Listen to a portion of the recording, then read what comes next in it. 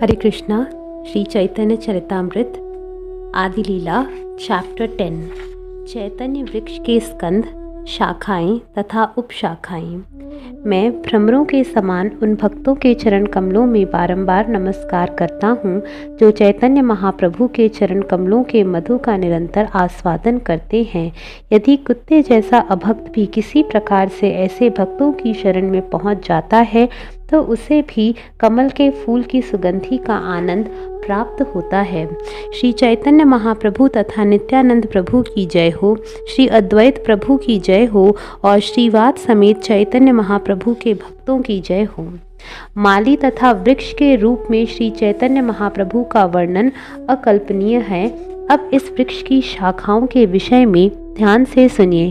श्री चैतन्य महाप्रभु के अनेक पार्षद थे, किंतु इसमें से किसी को भी ऊंचा या नीचा नहीं समझना चाहिए, इसका निर्धारण नहीं किया जा सकता। श्री चैतन्य महाप्रभु के संप्रदाय के सारे महापुरुषों की गणना इन भक्तों में होती है, किंतु इनमें कौन छोटा है और कौन बड़ा, इसका अंतर नहीं हो सकता। मैं उन सबको आदर स्वरूप नमस्कार करता हूँ। मेरी उनसे विनती है कि वे मेरे अपराधों पर ध्यान ना दें। मैं भगवत प्रेम के शाश्वत वृक्ष रूपी श्री चैतन्य महाप्रभु के समस्त प्रिय भक्तों को नमस्कार करता हूँ। मैं इस वृक्ष की समस्त शाखाओं रूपी महाप्रभु के उन भक्तों को नमस्कार करता हूँ जो कृष्ण प्रेम रूपी फल का वितरण करते हैं। श्रीवास पंडित तथा श्री राम पंडित, इन दोनों भाइयों से दो शाखाएं प्रारंभ हुईं जो संसार में सर्वविदित हैं। उनके अन्य दो भाइयों के नाम श्रीपति तथा श्रीनिधि थे। उन चारों भाइयों, उनके नौकरों तथा नौकरानियों को एक बृहद शाखा माना जाता है। इन दोनों शाखाओं से निकलने वाली उपशाखाओं की कोई गिनती नहीं है। श्री चैतन्य महाप्रभु नित्य श्रीवास पंडित के घर में संकीर्तन किया करते थे। ये चारों भाई तथा उनके पारिवारिक सदस्य श्री चैतन्य महाप्रभु की सेवा में पूरी तरह से लगे रहते थे। वे अन्य किसी देवता या देवी को नहीं जानते थे। आचार्य रत्न एक अन्य बड़ी शाखा थे और उनके पार्षद उपशाखाएं थे। आचार्य रत्न को श्री चंद्रशेखर आचार्य भी कहते हैं। उनके घर में एक नाटक में चैतन्य महाप्रभु ने लक्ष्मी का अभिनय किया था। तृतीय बड़ी शाखा पुंडरीक विद्यानिधि थे, जो श्री चैतन्य महाप्रभु को इतने प्रिय थे कि कभी कभी उनकी अनुपस्थिति में महाप्रभु स्वयं रो पड़ते थे। चौथी शाखा गदाधर पंडित, जो कृष्ण की हाल्दनी शक्ति के अवतार के रूप में वर्णित किया जाता है, अतएव उनकी बराबरी कोई नहीं कर सकता। उनके शिष्य तथा प्रशिष्य उनकी उपशाखाएं हैं। उन सबका वर्णन कर पाना कठिन होगा। वृक्ष की पांचवी शाखा ब्रकेश्वर पंडित श्री चैतन्य महाप्रभु के अत्यंत प्रिय सेवक थे। वे 72 घंटे तक लगातार भाव विभोर होकर नृत्य कर सकते थे। जब ब्रकेश्वर पंडित नाच रहे थे तब स्वयं श्री चैतन्य महाप्रभु ने गाना गाया। फलतः ब्रकेश्वर पंडित महाप्रभु के चरण कमलों पर गिर पड़े और इस प्रकार बोले, हे चंद्रमुख, कृपया मुझे आप 10,000 गंधर्व दें। जब मैं नाचूं और वे गाएं तब मैं परम प्रसन्न होऊंगा। महाप्रभु ने उत्तर दिया, मेरे पास तुम्हारे समान केवल एक ही पंख है, किंतु यदि मेरे पास दूसरा पंख होता तो मैं निश्चय ही आकाश में उड़ता। चैतन्य महाप्रभु की छठी शाखा पंडित जगदानंद थे, जो महाप्रभु के प्राण स्वरूप माने जाते थे। वे सत्यभामा, भगवान कृष्ण के पटरानियों में से एक के अवतार माने जाते हैं। जगदानंद पंडित सत्यभामा के अवतार के रूप में सदैव चैतन्य महाप्रभु की सुविधाओं का ध्यान रखते थे, किंतु सन्यासी होने के कारण महाप्रभु उनके द्वारा प्रदत्त सुविधाओं को स्वीकार नहीं करते थे। कभी कभी वो दोनों छोटी छोटी बातों पर झगड़ते हुए प्रतीत होते थे, किंतु ये झगड़े उनके प्रेम पर आधारित होते थे, जिनके बारे में मैं आगे बतलाऊंगा। श्री चैतन्य महाप्रभु के मूल अनुयायी राघव पंडित 7वीं शाखा कहे जाते हैं। उनसे एक अन्य उपशाखा निकलती है जिसमें मकर ध्वज कर मुख्य थे। राघव पंडित की बहन दमयंती महाप्रभु की प्रिय सेविका थी। वह सदैव विभिन्न भोग सामग्री एकत्र करके महाप्रभु के लिए भोजन बनाती थी। जब चैतन्य महाप्रभु पुरी में थे तो उनके लिए दमयंती जो भोजन तैयार करती उसे उसका भाई राघव दूसरों की नज़र से बचाकर एक थैली में ले जाया करता था। महाप्रभु 12 महीने यह भोजन स्वीकार करते। ये थैलियाँ अब भी राघवेर झाली अर्थात राघव पंडित की थैलियों के नाम से विख्यात हैं। मैं श्री राघव पंडित की थैली की सामग्री के बारे में इस ग्रंथ में आगे वर्णन करूंगा। इस वृत्तांत को सुनकर भक्तगण प्रायः रो उठते हैं और उनकी आंखों से अश्रु झरने लगते हैं। पंडित गंगादास श्री चैतन्य वृक्ष की 8वीं प्रिय शाखा थे। जो व्यक्ति उनके कार्यों का स्मरण करता है वह सारे बंधनों से मुक्त हो जाता है। श्री आचार्य पुरंदर 9वीं शाखा थे जो श्री चैतन्य महाप्रभु के नित्य पार्षद थे। महाप्रभु उन्हें अपने पिता के रूप में मानते थे। चैतन्य वृक्ष की 10वीं शाखा दामोदर पंडित भगवान चैतन्य के प्रेम में इतना आगे बढ़े हुए थे कि एक बार उन्होंने महाप्रभु को बिना किसी झिझक के कड़े शब्द कहकर प्रताड़ित किया। इस दंड वृत्तांत का वर्णन मैं चैतन्य चरितामृत में आगे करूंगा। महाप्रभु इस दंड से इतने तुष्ट हुए कि उन्होंने दामोदर पंडित को नवद्वीप भेज दिया। दामोदर पंडित के छोटे भाई 11वीं शाखा थे जिनका नाम शंकर पंडित था। उन्हें महाप्रभु की पादुकाओं के रूप में माना जाता था। 12वीं शाखा सदाशिव पंडित सदैव महाप्रभु के चरण कमलों की सेवा करने के लिए उत्सुक रहते थे। यह उनका अच्छा सौभाग्य था कि जब नित्यानंद प्रभु नवद्वीप आए तो वे उन्हीं के घर रुके। 13वीं शाखा प्रद्युम्न ब्रह्मचारी थे।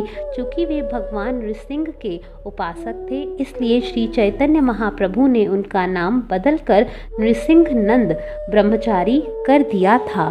14वीं शाखा नारायण पंडित थे जो एक महान एवं उदार भक्त थे और चैतन्य महाप्रभु के चरण कमलों के अतिरिक्त अन्य कोई आश्रय नहीं जानते थे। 15वीं शाखा श्रीमान पंडित थे जो श्री चैतन्य महाप्रभु के नित्य सेवक थे। जब महाप्रभु नृत्य करते थे तब वे मशाल लिए रहते थे।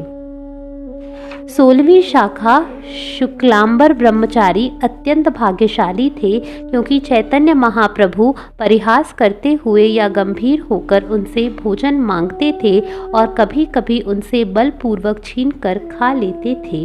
चैतन्य वृक्ष की 17वीं शाखा नंदन आचार्य जगत विदित है क्योंकि दोनों प्रभु चैतन्य महाप्रभु तथा नित्यानंद प्रभु कभी कभी उनके घर में छिप जाया करते थे।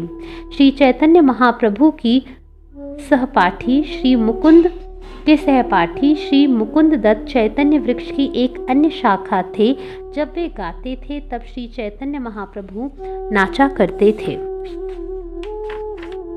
श्री चैतन्य वृक्ष की 19वीं शाखा वासुदेव दत्त एक महापुरुष एवं महाप्रभु के सर्वाधिक अंतरंग भक्त थे। उनके गुणों का वर्णन हजारों मुखों से भी नहीं किया जा सकता। श्रील वासुदेव दत्त ठाकुर चाहते थे कि सारे संसार के लोगों के पाप कर्मों का भोग वे ही करें जिससे चैतन्य महाप्रभु उन लोगों का उद्धार कर सके।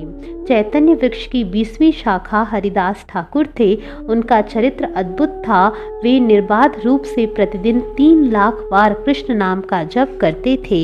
हरिदास ठाकुर के दिव्य गुणों का कोई अंत न था।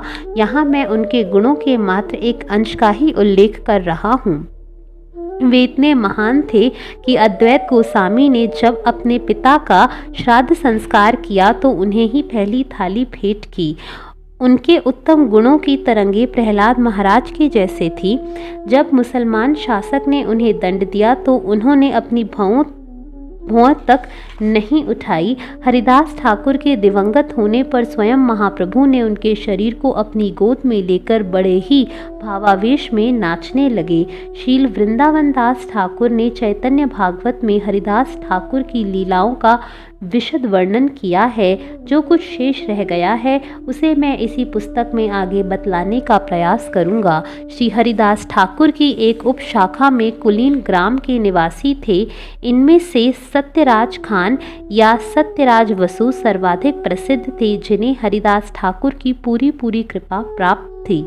श्री चैतन्य वृक्ष की 21वीं शाखा मुरारी गुप्त भगवत प्रेम के भंडार थे।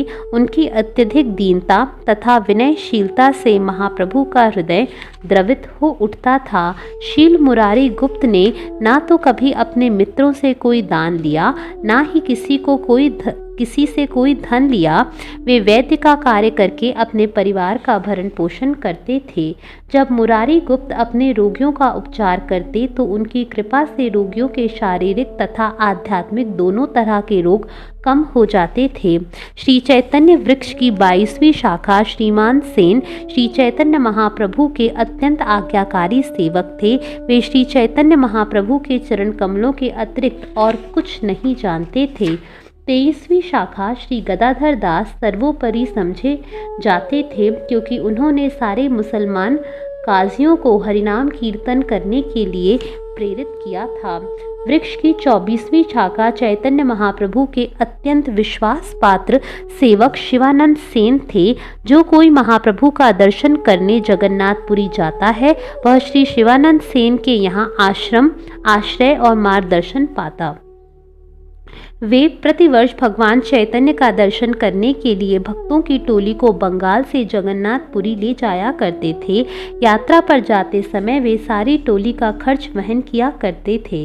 श्री चैतन्य महाप्रभु अपने भक्तों पर 3 रूपों में अहेतुकी कृपा प्रदान करते हैं। अपने प्रत्यक्ष प्राकट्य साक्षात द्वारा, किसी शक्ति प्रदत्त व्यक्ति के भीतर अपने पराक्रम आवेश द्वारा तथा अपने आविर्भाव द्वारा। प्रत्येक भक्त की उपस्थिति में श्री चैतन्य महाप्रभु का प्रकट होना साक्षात कहलाता है। नकुल ब्रह्मचारी में विशेष शक्ति के लक्षण रूप में उनका प्राकट्य आवेश का उदाहरण है। श्री चैतन्य महाप्रभु ने प्रद्युम्न ब्रह्मचारी का नाम बदलकर नृसिंहानंद ब्रह्मचारी रख दिया। उसके शरीर में आविर्भाव के लक्षण थे। ऐसा प्राकट्य अलौकिक होता है, किंतु श्री चैतन्य महाप्रभु ने अपने विभिन्न स्वरूपों से ऐसी अनेक लीलाएं प्रदर्शित की। शील शिवानंद सेन को साक्षात आवेश तथा आविर्भाव तीनों लक्षणों का अनुभव था। इस दिव्य आनंदपूर्ण विषय का विस्तृत वर्णन मैं बाद में स्पष्ट रूप से करूंगा। शिवानंद सेन के पुत्र, नौकर तथा परिवार के सदस्य एक उपशाखा थे। ये सभी श्री चैतन्य महाप्रभु के निष्ठावान सेवक थे। शिवानंद सेन के तीनों पुत्र चैतन्य दास, रामदास तथा कर्णपुर श्री चैतन्य महाप्रभु के शूरवीर भक्त थे। श्री वल्लभ सेन तथा श्रीकांत सेन भी शिवानंद सेन की उपशाखाएं थे, क्योंकि ये न केवल उनके भांजे थे अपितु श्री चैतन्य महाप्रभु के अनन्य भक्त भी थे। वृक्ष की 25वीं तथा 26वीं शाखाएं गोविंदानंद तथा गोविंद दत्त श्री चैतन्य महाप्रभु के संग कीर्तन किया करते थे। गोविंद दत्त चैतन्य महाप्रभु की टोली के प्रधान गायक थे। 27वीं शाखा श्री विजयदास महाप्रभु के अन्य प्रमुख गायक थे, जिन्होंने महाप्रभु को अनेक हस्तलिखित पुस्तकें भेंट की। श्री चैतन्य महाप्रभु ने विजयदास का नाम रत्नबाहु रख दिया, क्योंकि उन्होंने महाप्रभु के लिए अनेक पांडुलिपियों की हस्तलिपियां उतारी थीं। 28वीं शाखा कृष्णदास थे, जो महाप्रभु को अत्यंत प्रिय थे। उनका नाम अकिंचन कृष्णदास था। 29वीं शाखा श्रीधर थे, जो केले की छाल का व्यापारी थे। वे महाप्रभु के अत्यंत प्रिय सेवक थे। कई बार महाप्रभु ने उनके साथ परिहास किया था। श्री चैतन्य महाप्रभु रोज मजाक में श्रीधर से फल, फूल तथा गुदा छीन लिया करते थे और उनके टूटे हुए लोहे के पात्र में जल पीते थे। 30वीं शाखा भगवान पंडित थे। वे महाप्रभु के अत्यंत प्रिय सेवक थे, किंतु पूर्व जन्म में भी वे भगवान कृष्ण के महान भक्त थे और भगवान को सदैव अपने हृदय में रखते थे। 31वीं शाखा जगदीश पंडित थे और 32वीं शाखा हिरण्य महाशय थे जिन पर महाप्रभु ने अपने बाल्यकाल में अहेतुकी कृपा प्रदर्शित की थी। श्री चैतन्य महाप्रभु ने एकादशी के दिन इन दोनों के घरों से भोजन की भिक्षा मांगी और स्वयं इसे खाया। 33वीं तथा 34वीं शाखाएं पुरुषोत्तम तथा संजय नामक चैतन्य महाप्रभु के दो शिष्य थे जो व्याकरण के सिद्धहस्त थे। वे महापुरुष थे। वृक्ष की 35वीं शाखा वनमाली पंडित थे जो इस जगत में अत्यंत विख्यात थे। उन्होंने महाप्रभु के हाथ में सोने की गदा, मूसल तथा हल देखा। 36वीं शाखा बुद्धिमंत खान थे जो श्री चैतन्य महाप्रभु को अत्यंत प्रिय थे। वे महाप्रभु की आज्ञा का पालन करने के लिए सदैव प्रस्तुत रहते थे, अतएव वे महाप्रभु के प्रधान सेवक माने जाते थे। वृक्ष की 37वीं शाखा गरुड़ पंडित सदैव भगवान का नाम कीर्तन करने में व्यस्त रहते थे। इस कीर्तन के बल पर उन्हें विष का प्रभाव छू तक नहीं पाता था। वृक्ष की 38वीं शाखा गोपीनाथ सिंह श्री चैतन्य महाप्रभु के निष्ठावान दास थे। महाप्रभु मजाक में उन्हें अक्रूर कहकर पुकारते थे। देवानंद पंडित श्रीमद् भागवत के पेशेवर वाचक थे, किंतु वृक्षेश्वर पंडित तथा महाप्रभु की कृपा से वे भागवत की भक्तिमय व्याख्या समझ पाए। श्री खंडवासी मुकुंद तथा उनके पुत्र श्री रघुनंदन उस वृक्ष की 39वीं शाखा थे। नरहरि 40वीं, चिरंजीव 41वीं तथा सुलोचन 42वीं शाखा थे। ये सभी श्री चैतन्य महाप्रभु रूपी कृपाधाम वृक्ष की बड़ी बड़ी शाखाएं थे। उन्होंने भगवत प्रेम रूपी फूलों को सर्वत्र वितरित किया। सत्यराज, रामानंद, यदुनाथ, पुरुषोत्तम, शंकर तथा विद्यानंद ये सभी 20वीं शाखा से संबंधित थे। वे कुलीन ग्राम के निवासी थे।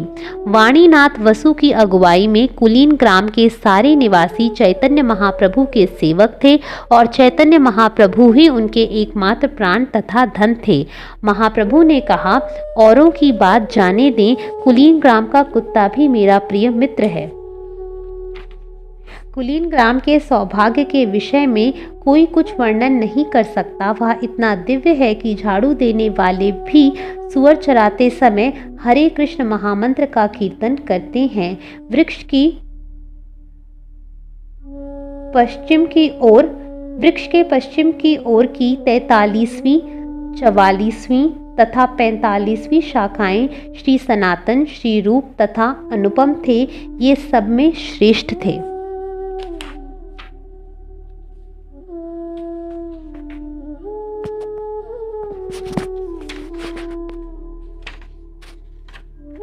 इन शाखाओं में रूप तथा सनातन प्रमुख थे।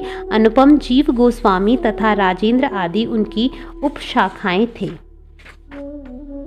महान माली की इच्छा से शील रूप गोस्वामी तथा सनातन गोस्वामी की शाखाएं कई गुना बढ़कर समूचे पश्चिमी देशों में फैल गई और उन्होंने सारे प्रदेश को आच्छादित कर दिया। ये दो शाखाएं सिंधु नदी तथा हिमालय पर्वत की घाटियों की सीमाओं तक बढ़कर सारे भारत में फैल गई, जिसमें वृंदावन, मथुरा तथा हरिद्वार जैसे सारे तीर्थस्थल सम्मिलित थे। इन दोनों शाखाओं में जो भगवत प्रेम रूपी फल लगे वे बड़ी संख्या में वितरित किए गए।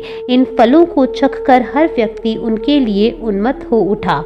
भारत की पश्चिमी भाग के लोग ना तो बुद्धिमान थे ना शिष्ट, किंतु शील रूप गोस्वामी तथा सनातन गोस्वामी के प्रभाव से वे भक्ति तथा सदाचार में प्रशिक्षित हो सके। प्रामाणिक शास्त्रों के निर्देशों के अनुसार दोनों गोस्वामियों ने लुप्त तीर्थस्थलों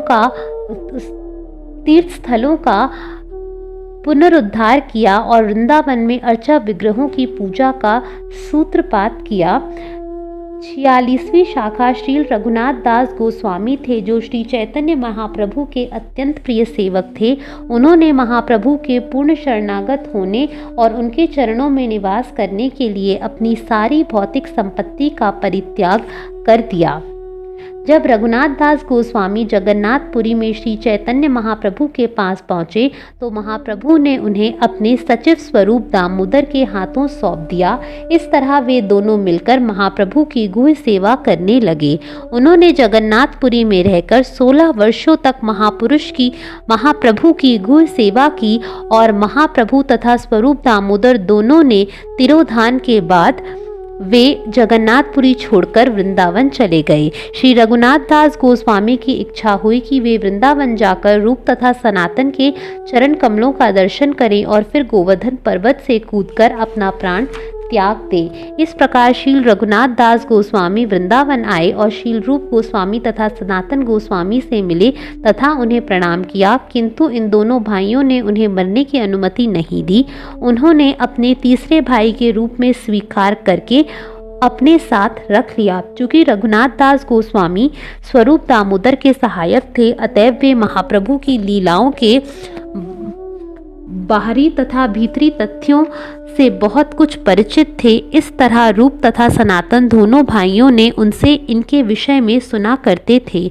रघुनाथ दास गोस्वामी ने धीरे धीरे अन्न खाना त्याग दिया और वे मट्ठे की कुछ बूंदें पीने लगे। वे नित्य प्रति भगवान को हजारों बार नमस्कार करते, भगवान के 1 लाख नाम जपते और 2000 वैष्णवों को प्रणाम करते। वे अपने मन में दिन रात राधा कृष्ण की सेवा करते और 3 घंटे प्रतिदिन श्री चैतन्य महाप्रभु के चरित्र के विषय में चर्चा करते। श्री रघुनाथ दास गोस्वामी नित्य राधा कुंड में 3 बार स्नान करते थे। जो ही उन्हें वृंदावन में रहने वाला कोई वैष्णव मिलता, वे उसका आलिंगन करते और उसका आदर करते थे। वे दिन के 22.5 घंटे से अधिक भक्ति में बिताते और मुश्किल से 2 घंटे से कम सोते। किसी दिन तो यह भी संभव नहीं हो पाता था। जब मैं उनके द्वारा संपन्न भक्ति के विषय में सुनता हूँ तो आश्चर्यचकित रह जाता हूँ। मैं शील रूप गोस्वामी तथा रघुनाथ दास गोस्वामी को अपने मार्गदर्शक स्वीकार करता हूँ। मैं इसका आगे विस्तृत वर्णन करूँगा कि ये सारे भक्त श्री चैतन्य महाप्रभु से किस तरह मिले। श्री गोपाल भट्ट गोस्वामी उस वृक्ष के 47वीं महान एवं श्रेष्ठ शाखा थे। वे रूप गोस्वामी तथा सनातन गोस्वामी के साथ सदैव भगवत प्रेम विषयक वार्ता में व्यस्त रहते थे। आचार्य शंकरान्य मूल वृक्ष के 48वीं शाखा माने गए हैं। उनसे मुकुंद, काशीनाथ तथा रुद्र नामक उपशाखाएं फूटी। 49वीं शाखा श्रीनाथ पंडित श्री चैतन्य महाप्रभु के अत्यंत कृपा पात्र थे। तीनों लोक के सारे निवासी यह देखकर चकित थे कि वे भगवान कृष्ण की किस तरह सेवा करते हैं। चैतन्य वृक्ष की 50वीं शाखा जगन्नाथ आचार्य महाप्रभु के अत्यंत प्रिय दास थे और महाप्रभु की आज्ञा से उन्होंने गंगा नदी के तट पर रहने का निश्चय किया। चैतन्य वृक्ष की 51वीं शाखा कृष्णदास वैद्य, 52वीं शाखा पंडित शेखर, 53वीं शाखा कविचंद्र और 54वीं शाखा षष्ठीवर हुए, जो बहुत बड़े संकीर्तनिया थे। श्रीनाथ मिश्र 55वीं शाखा थे, शुभानंद 56वीं, श्री राम 57वीं, ईशान 58वीं, श्रीनिधि 59वीं, श्री गोपीकांत 60वीं तथा मृष भगवान 61वीं शाखा थे। सुबुद्धि मिश्र 62वीं शाखा थे, हृदयानंद 63वीं, कमल नयन 64वीं, महेश पंडित 65वीं, श्रीकर 66वीं तथा श्री मधुसूदन 60वीं शाखा थे। मूल वृक्ष की 48वीं शाखा श्री पुरुषोत्तम थे। श्री गालिम 69वीं, जगन्नाथ दास 70वीं, श्री चंद्रशेखर वैद्य 71वीं और द्विज हरिदास 72वीं शाखा थे। मूल वृक्ष की 73वीं शाखा रामदास थे। 74वीं शाखा कविचंद्र, 75वीं शाखा श्री गोपाल दास, 76वीं शाखा भगवताचार्य तथा 70वीं शाखा ठाकुर सारंग थे। मूल वृक्ष की 78वीं शाखा जगन्नाथ तीर्थ थे। 79वीं शाखा जानकी नाथ ब्राह्मण, 21वीं शाखा गोपाल आचार्य तथा 21वीं शाखा वाणीनाथ ब्राह्मण थे। गोविंद, माधव तथा वासुदेव नामक तीनों भाई वृक्ष की 22वीं, 83वीं और 84वीं शाखाएं थे। श्री चैतन्य महाप्रभु तथा नित्यानंद प्रभु इनके कीर्तन में नृत्य करते थे।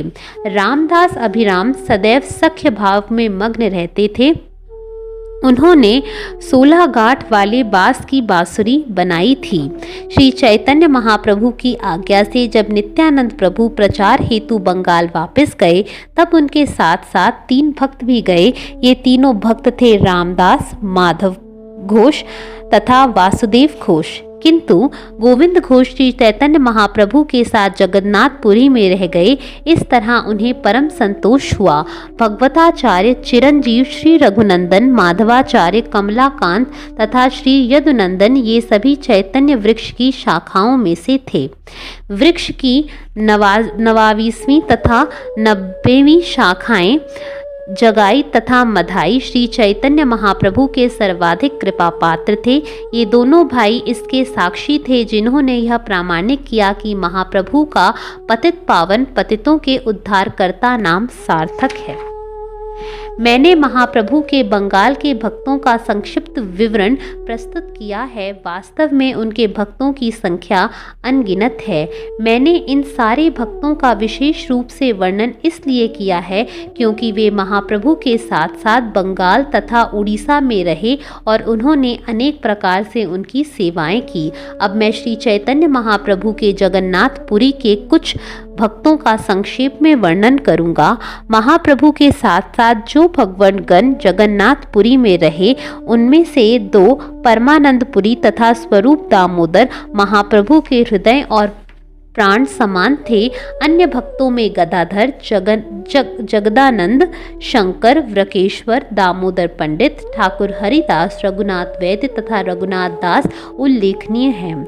ये सारे भक्त प्रारंभ से ही महाप्रभु के पार्षद थे और जब चैतन्य महाप्रभु जगन्नाथपुरी में रहने लगे तो वे निष्ठापूर्वक उनके सेवा करने के लिए वहीं रह गए। बंगाल में रहने वाले सारे भक्त महाप्रभु का दर्शन करने प्रति वर्ष जगन्नाथपुरी आया करते थे। अब मैं बंगाल के उन भक्तों का नाम गिनवाऊंगा जो सबसे पहले महाप्रभु से मिलने जगन्नाथपुरी आए। महाप्रभु रूपी वृक्ष की सबसे बड़ी शाखाओं में से एक थे सार्वभौम भट्टाचार्य और उनके बहनोई श्री गोपीनाथ आचार्य। जगन्नाथपुरी के भक्तों की सूची में जो परमानंदपुरी, स्वरूप दामोदर, सार्वभौम भट्टाचार्य तथा गोपीनाथ आचार्य से प्रारंभ होती हैं, काशी मिश्र, प्रद्युम्न मिश्र तथा भवानंद राय के नाम 5वें, 6ठे तथा 7वें स्थान पर थे। भगवान चैतन्य ने इनसे मिलकर अति आनंद होता था। महाप्रभु के भावानंद राय का आलिंगन करते हुए बतलाया, तुम पहले पांडु रूप में और तुम्हारे 5 पुत्र 5 पांडवों के रूप में प्रकट हुए थे। भवानंद राय के 5 पुत्र थे रामानंद राय, पटनायक गोपीनाथ, कलानिधि, सुधानिधि तथा नायक वाणीनाथ। श्री चैतन्य महाप्रभु ने भवानंद राय से कहा, तुम्हारे 5 पुत्र मेरे प्रिय भक्त हैं। रामानंद राय और हम दोनों एक हैं, भले ही हमारे शरीर अलग हैं। जब चैतन्य महाप्रभु जगन्नाथपुरी में रह रहे थे तब उड़ीसा के राजा प्रतापरुद्र, उड़ीसा भक्त कृष्णानंद तथा शिवानंद, परमानंद महापात्र, भगवान आचार्य, ब्रह्मानंद भारती, श्री शिखी माहिती तथा मुरारी माहिती निरंतर उनका साथ देते थे। माधवी देवी प्रमुख भक्तों में 70वीं थी और शिखी माहिती की छोटी बहन थी। उन्हें पूर्व जन्म में श्रीमती राधा रानी की दासी के रूप में माना जाता है। ब्रह्मचारी काशीश्वर ईश्वर पुरी के शिष्य थे और वे उनके ही प्रिय शिष्यों में से दूसरे श्री गोविंद थे। नीलाचल जगन्नाथपुरी के प्रमुख भक्तों की सूची में काशीश्वर 18वें तथा गोविंद 19वें थे।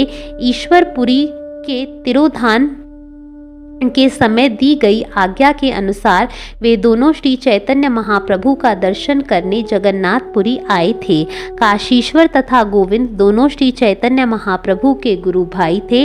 अतएव ज्यों ही वे दोनों वहां पहुंचे तो महाप्रभु ने उनका यथोचित सत्कार किया। चूंकि ईश्वरपुरी ने उन्हें आदेश दिया था कि वे चैतन्य महाप्रभु की निजी सेवा करें, अतएव महाप्रभु ने उनकी सेवा स्वीकार कर ली। गोविंद श्री चैतन्य महाप्रभु के शरीर की देखभाल करते और जब महाप्रभु मंदिर में जगन्नाथ जी का दर्शन करने जाते तो काशीश्वर महाप्रभु के आगे आगे चलते थे। जब श्री चैतन्य महाप्रभु जगन्नाथ मंदिर जाते तो काशीश्वर अत्यंत बलिष्ठ होने के कारण अपने हाथों से भीड़ को एक ओर करते, जिससे महाप्रभु किसी को स्पर्श किए बिना जा सकें। रामाई तथा नंदाई जगन्नाथपुरी के महत्वपूर्ण भक्तों के 20वें तथा 21वें थे। महाप्रभु की सेवा करने में गोविंद की वे 24वें घंटे सहायता करते थे। रमाई प्रतिदिन 22 बड़े जल पात्रों में पानी भरते थे और नंदाई स्वयं गोविंद की सहायता करते थे। 22वें भक्त कृष्णदास एक विशुद्ध तथा प्रतिष्ठित ब्राह्मण कुल में उत्पन्न हुए थे। जब महाप्रभु दक्षिण भारत की यात्रा कर रहे थे तो उन्होंने कृष्णदास को अपने साथ ले लिया था। बलभद्र भट्टाचार्य 23वें प्रमुख पार्षद थे, जो प्रामाणिक भक्त थे और जिन्होंने महाप्रभु की मथुरा की यात्रा के समय उनके ब्रह्मचारी का कार्य किया था। नीलाचल के 24वें तथा 25वें भक्त बड़े हरिदास तथा छोटे हरिदास अच्छे गायक थे, जो सदैव महाप्रभु के साथ रहते थे। जगन्नाथपुरी में चैतन्य महाप्रभु के साथ रहने वाले भक्तों में रामभद्राचार्य 26वें, उड़ीसा सिंहेश्वर 27वें, तपन आचार्य 28वें, रघुनाथ भट्टाचार्य 29वें तथा नीलांबर 30वें भक्त थे। सिंगा भट्ट, कामा भट्ट, शिवानंद तथा कमलानंद क्रमशः 31वें, 32वें, 33वें तथा 34वें भक्त थे। ये सभी पहले बंगाल में महाप्रभु की सेवा करते थे, किंतु बाद में बंगाल छोड़कर महाप्रभु के साथ रहने जगन्नाथपुरी चले गए। 35वें भक्त अच्युतानंद थे, जो अद्वैताचार्य के पुत्र थे। वे भी जगन्नाथपुरी में महाप्रभु के चरण कमलों की शरण में रहे। जगन्नाथपुरी में श्री चैतन्य महाप्रभु के सेवकों के रूप में रहने वाले भक्तों में निर्लोम गंगादास तथा विष्णुदास 36वें तथा 37वें भक्त थे। वाराणसी के प्रमुख भक्तों में वैद्य चंद्रशेखर, तपन मिश्र तथा तपन मिश्र के पुत्र रघुनाथ भट्टाचार्य थे। जब भगवान चैतन्य वृंदावन से होकर वाराणसी आए तब वे 2 मास तक चंद्रशेखर वैद्य के घर में रहे और तपन मिश्र के घर प्रसाद ग्रहण करते रहे। जब श्री चैतन्य महाप्रभु तपन मिश्र के घर ठहरे हुए थे तब रघुनाथ भट्ट, जो उस समय बालक थे, झूठे बर्तन मांजते थे और उनके पांव दबाते थे। जब रघुनाथ बड़े हो गए तब वे श्री चैतन्य महाप्रभु के दर्शन करने जगन्नाथपुरी गए और वहां 8 मास तक रहे। कभी कभी वे महाप्रभु को प्रसाद अर्पण करते थे। बाद में महाप्रभु की आज्ञा से रघुनाथ वृंदावन चले गए और वहां शील रूप गोस्वामी की शरण में रहे। जब वे शील रूप गोस्वामी के साथ ठहरे थे तो उनका एक ही काम था, श्रीमद् भागवत बाँचकर उन्हें सुनाना। इसके फलस्वरूप उन्हें कृष्ण प्रेम की पूर्णता प्राप्त हुई, जिसके कारण वे सदैव उन्मत्त रहा करते थे। इस तरह मैं महाप्रभु के असंख्य भक्तों के एक अंश की ही सूची दे रहा हूँ। सबका वर्णन कर पाना संभव नहीं है। वृक्ष की प्रत्येक शाखा से शिष्यों तथा प्रति शिष्यों की करोड़ों उपशाखाएं निकली हैं। वृक्ष की प्रत्येक शाखा तथा उपशाखा अनेक फलों और फूलों से परिपूर्ण है।